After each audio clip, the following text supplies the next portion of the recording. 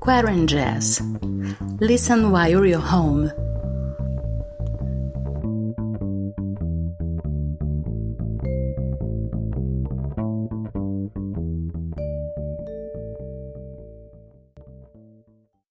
Hello and welcome to the 19th episode of QuaranJazz. I'm Geisa, Fernandez, singer and songwriter from Rio de Janeiro, Brazil, and this is your weekly update on what jazz musicians from all around the world are doing during the lockdown time. Yes, I know the lockdown's not the same anymore, and QuaranJazz is also covering this, let's say, back to the new normal phase some of you are experiencing. Well, about me, I'm still confined, still at home, and it's QuaranJazz time. You are probably a die-hard long-time fan of this show and know by now that we welcome participations from independent jazz musicians on how are they coping with this quite peculiar year of 2020. So drop me a line if you'd like to share your lockdown stories here with us on QuaranJazz. You'll find a link to my webpage, geisafernandez.com, on the description of this episode, and there on my page you can click on contact and just follow the instructions, or you can sign up for my mailing list. Yes, there you'll get some extra exclusive content. The link will be also in the description of this episode, together with a link to the Social Distancing Festival, one of the many amazing actions taken during quarantine time, and QuaranJazz is a proud participant of it. Make sure to check this virtual stage out. If you are an independent jazz musician, you may like to know that you can join a discussion on jazz festivals that accept submissions directly from artists. The name of the group is The Touring Jazz Musician. I manage the page, and that's also an easy way to contact me. And QuaranJazz this week goes Europe, more precisely to Switzerland, home country of Simon Petermann, trombone player, band leader, teacher, and also a sound painter, as he will explain to us, right, Simon? Thank you very much for your participation. Great to have you here in QuaranJazz. Well, Simon, I usually ask my guests to start by introducing themselves. In your case, I will ask you to add, to make a sum up of the projects you are involved in, because I know that each one of them has, well, very unique features, and they are also very interesting. Hello, everybody.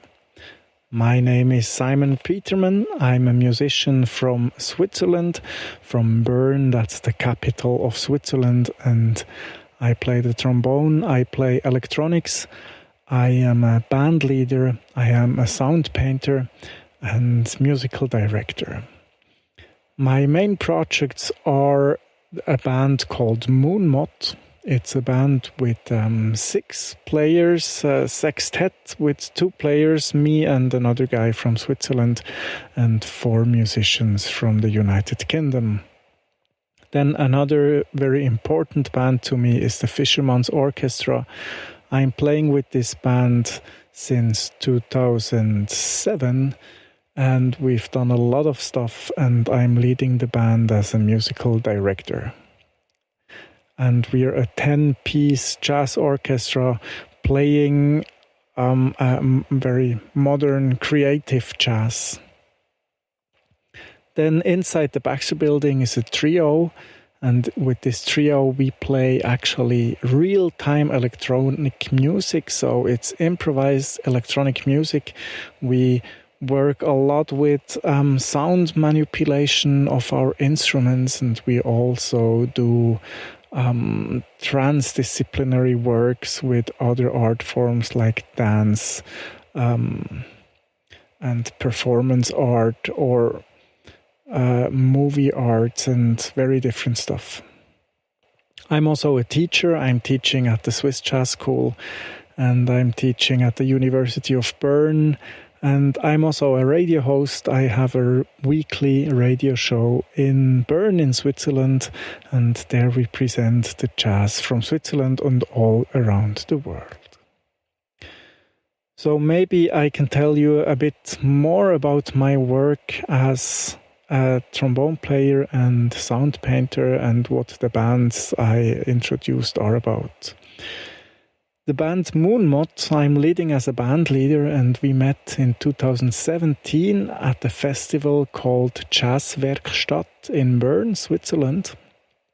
And this Jazzwerkstatt is a festival that invites players from all over the world to do collaborations with musicians from Switzerland. And in 2017, there was a quartet coming from the UK to play a show with 3 musicians from Bern, and I was one of them. And I really enjoyed playing with Moonmot, playing with Kath Roberts on baritone saxophone, Dee Byrne on alto saxophone, Johnny Hunter on drums, Seth Bennett on double bass, and Ollie Kuster on Fender Rhodes, and myself on trombone and electronics. So we decided to go on with this band. It was actually, the intention was having a one-shot show at this festival, and then we kept going. We were invited to play the London Jazz Festival the same year, and then I started to organize a tour in Switzerland in 2019. We played a contest called Jazz Transnational. That's a contest for exactly this kind of project, of transnational projects with musicians from Switzerland, and this gave us the opportunity to play a tour in Switzerland, within Switzerland, and at the end of the tour we played the show at this contest, and we recorded it, and it became our first album called Going Down the Well.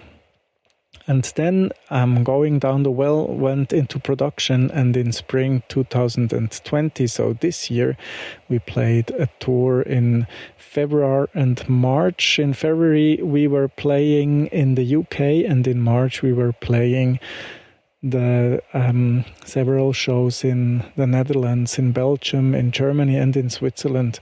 And we were playing actually closer and closer to the lockdown that actually just stopped our tour for the very last gig. But maybe I can talk about this a bit later. Mm-hmm. Okay, right. The other very important band for me is the Fisherman's Orchestra. The Fisherman's Orchestra exists since 2007, and we started it when we were still all students, and we wanted to play in a large ensemble. And one of our big idols or role models was the Sun Ra Orchestra. And that's how we started having our own compositions, but also having compositions by the Sun Ra Orchestra. And in the last 13 years, we did a lot of tours. The last thing we did was last year. We went to Cairo, Dubai, Abu Dhabi. We played the Cairo Jazz Festival. We played a fantastic show in Alexandria. The year before, we had the possibility to play South America. We played the Festi Jazz La Paz in Bolivia. We played in El Alto, and then the tour went on to Colombia to play in Bogota and Medellin. And the years before, the tours were not that crazy. How the tours in 2018 and 2019, but we were on tour and playing internationally every year. And the thing about the Fisherman's Orchestra is, the remarkable thing is that we actually started as a street jazz band. And so we do not have one drummer, but we have one playing the bass drum and one playing the snare drum. So we started as a real street band. And the first tour we did, we just took the bus and we went to Serbia, Croatia, Montenegro, Slovenia, and the year after to Romania. And we went to Eastern Europe and we played in the streets. And the thing was that when we played in the streets in the afternoon, then it happened to us many, many times that we got actually invited to play at a private party or to play in a club in the evening. Or in Sarajevo, we played in the middle of the night on Saturday night. We played in the streets, and it became a real party around the Fisherman's Orchestra. And that's the way we started, and then it's developed into a more series is maybe not the best word, but instead of being a street band making party in the streets all around Europe, we started to have more serious compositions. That's maybe a good explanation. We played more serious compositions, and we did several CD recordings and started to play festivals, jazz festivals, and also indie festivals and jazz clubs all around Europe. And then we had the possibility to go to South America and Africa and Asia. And that's a really big thing. And what we also do is sound painting or conductings. So sound painting is a sign language for live compositions developed by Walter Thompson. And I remember that Walter Thompson was in Lucerne. We all studied in Lucerne in Switzerland. And he was there and visited the university, the music department of the university, and he gave an introduction to his sound painting. And years after, we tried to get more improvisation into our music, and then we started again with the signs and the tools Walter Thompson gave us. And we also studied what Butch Morris was doing. Butch Morris, he is also doing conductings. It's another set of sign languages he is using. And the idea is that you can actually design or alter the music during its happening. So it's a sign language where the conductor has a set of signs and he can actually tell the musicians what they should do. So one sign is maybe a long note or a short note, or being loud, or playing fast, or doing improvisation, or go to the next part, or go back to the last part. And everything can happen real time on stage, and the conductor is actually controlling the music in a very variable way, and it's a lot of fun to do it, and it has always a lot of surprises in it. And I think that's one of the main things why I like playing this kind of improvised music. So I do not only play improvised music, it's always very important to have compositions, but the compositions are always a starting point to play improvisation, and then you can also go back to the improvisation again. You can always go back to the composition again. And for me, playing music live on stage is so exciting if there is a constant risk. You're always taking a risk in your improvisation with the whole band, so you're backing each other, and you take this risk, and sometimes you don't know what will actually happen. And there is always the risk of being a fail, that it can be failing. I mean, not the whole thing, but maybe the idea you have does not work out, and then it's a fail. But if someone has a good idea, and the good idea establishes, and everybody can jump on this idea, and then it really takes off. And I think that's one of the best feelings I ever experienced in life. And that's currently the two main projects. Inside the Baxter Building was very busy in 2017, 2018. We did 18 shows in 2018, transdisciplinary shows where we invited dancers, performance artists, painters, and other artists to play with us. And there we play electronic music, improvised electronic music, and I built myself a mute, and inside this mute for the trombone, it used to be a practice mute, I put a microphone inside the mute. It's a wireless microphone, and from this wireless microphone, the audio signal goes to a receiver, and from the receiver I can run the signal through different, actually it's a guitar pedal board, and this guitar pedal board then runs into the computer and into Ableton Live, and then I have a lot of possibilities what I can actually do to alter and manipulate the sound of the trombone and to play loops and do effects.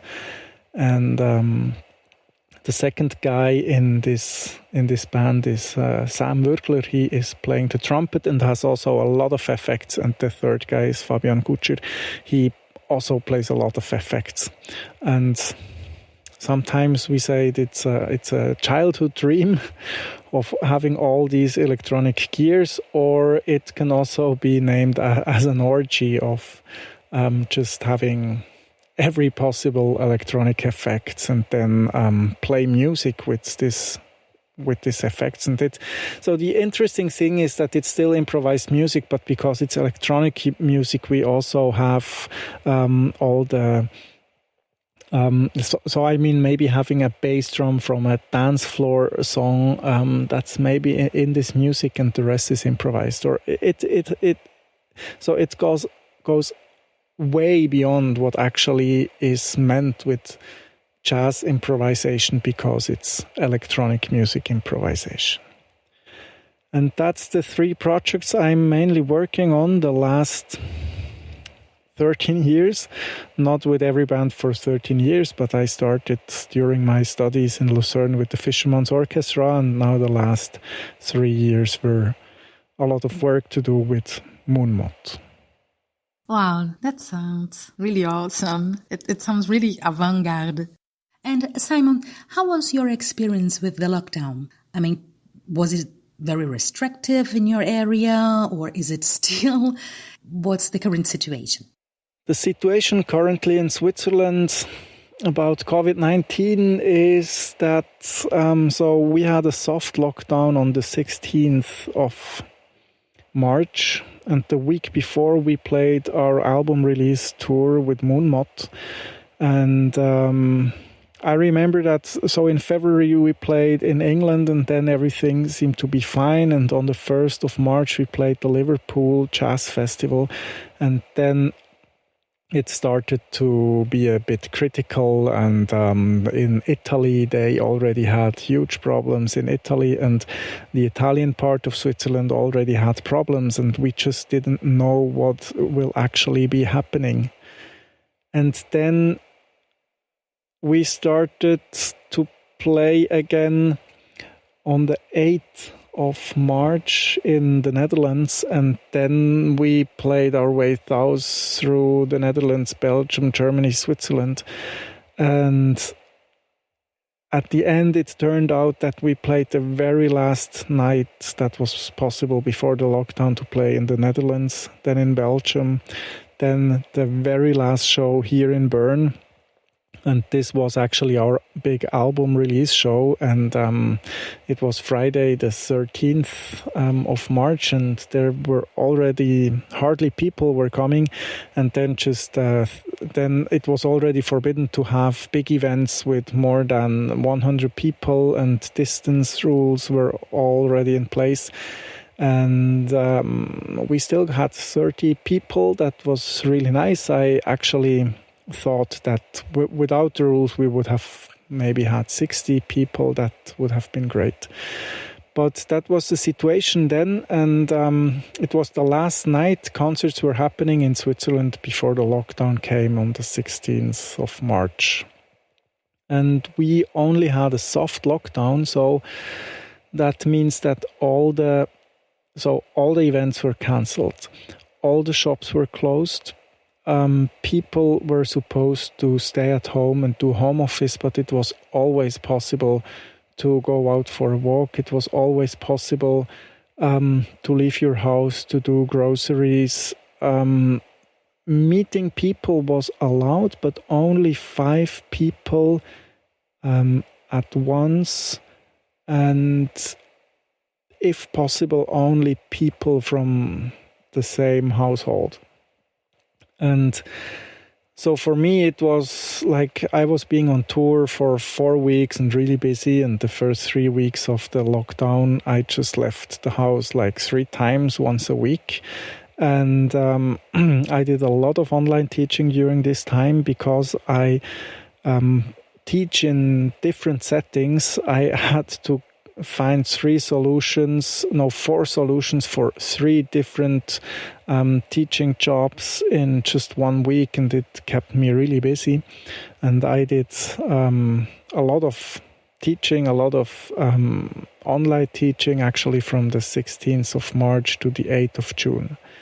And in Switzerland, the restrictions, they started to ease by the end of April, actually. So first, hairdressers and one-to-one treatment like massage was allowed again, but people have had to wear masks, and then they started to open up step by step. And right now it looks like if you go on the streets on a regular day, it looks like it's actually normal. But there are still distance rules in place, so there is just a certain amount of people allowed inside a grocery store or a clothes store or whatever store. And big events with more than 1,000 people are still forbidden. So I think at the moment it changes like every 1 or 2 weeks. It also changed today, actually, but I don't know what the news is. That more than 300 people in one place is still forbidden, but you can gather with a party for 30 people is no problem. If you are more than 300 people, people have to give their phone number and their name so they can be contacted in case there was someone with a positive virus tests. We just have numbers between 20 and 40 new cases every day, and we're 8 million in Switzerland, so the situation is actually quite good. It was also constant the last few weeks, actually, and the easiness of the restriction did not cause much more new cases. I think in Switzerland people really agree with the government and what they are saying, and they are not trying to somehow slip the restrictions or something. People agree with the government, and that's really good to see. So I think it works well. But we're still waiting for the first concerts to be happening. And do you know when you have another concert again? I know that you are back as a listener. You told me that you've been to a concert, right, in the beginning of July. But what about your own gigs? I don't know when I'm going to play my next concert. So the next concert is in my agenda on the 3rd of September, in Prague. But what happens before, I don't know. But I think by the end of August there is a festival called Jazz Festival Willisau, and the Jazz Festival Willisau will actually be happening this year, but only with bands from Switzerland. Usually it's an international festival, but this year it's just with musicians from Switzerland. So the festival can take place, but not with musicians from abroad. And what about the track you've selected for us today? Now I'm very happy to introduce you to one of my tracks, one of my compositions. It's called 35 Years. And it was released on the 14th of February this year in 2020, when actually nobody was aware what crazy thing will be happening afterwards. We released the album Going Down the Well with the band Moonmot on the 14th of April. And everybody of the band, all the 6 musicians, they wrote compositions for this album, and one of my compositions is called 35 Years. And the name actually reflects it's actually a joke from me and my girlfriend. The year before, we were moving in together, and we were very annoyed by moving in, and it was very complicated. Not we were complicated, but just moving from two households to one household and organizing everything and getting everything into boxes, and then from the boxes out in the new shelves and the new in the new apartment was a lot of work to do. And then we said we're not gonna move again for 35 years, and that's why this song is actually called 35 Years. So it's a love song for my girlfriend Jessica. Sweet. And the way I composed it was I sat on the piano and I closed my eyes and pressed random chords and movements on the piano with my hands, and I recorded it with a little camera, and then I just listened to it, and the spots I liked, I transcribed what I actually played with closed eyes, and then I twisted it a bit and gave it some form and some shape, and that's how the melody and the chords beneath that melody actually came into existence. And the intro is an improvised chorale, so the chorale is played by myself on trombone, by Kath Roberts on baritone saxophone, and by Dee Byrne on alto saxophone. And then the band comes in, we hear Ollie Kuster on Fender Rhodes, and Johnny Hunter on drums, and on bass is Seth Bennett. Then the track goes on, and there is a solo played by myself. The concept of this solo is time, no changes, and meaning that there is just a time, but we didn't agree on any changes before. We just said, okay, we're gonna listen what will be happening, and then it goes to a riff where there is a keyboard solo, and then it goes back in the head. So what we're going to hear now is a composition by myself called 35 Years, and it was released in February 2020 by the band Moonmot on their album Going Down the Well. And I would like to say thank you very much to Geisa Fernandez for giving me this possibility to have a feature in the series QuaranJazz. And I hope you're fine at home, you do well in your lockdown or after the lockdown or whatever, and listen to more jazz. I think that's a good thing when being at home. Listen to more jazz, listen to more QuaranJazz, and now have fun with the composition 35 Years by Moonmot. Thank you very much for your participation, Simon. Listen to music, listen to jazz. That's great advice always. And thank you, dear listener, for staying with us. You may think that's just a cliche when I say that your company means the world to me, but it does. You know, this morning I just found out that one of the most traditional venues in Rio de Janeiro might not be able to digest the effects of the loss caused by the pandemic, and as it's happening with many venues, great venues, it might have to shut doors forever. I was supposed to have a gig on that venue, and it didn't happen.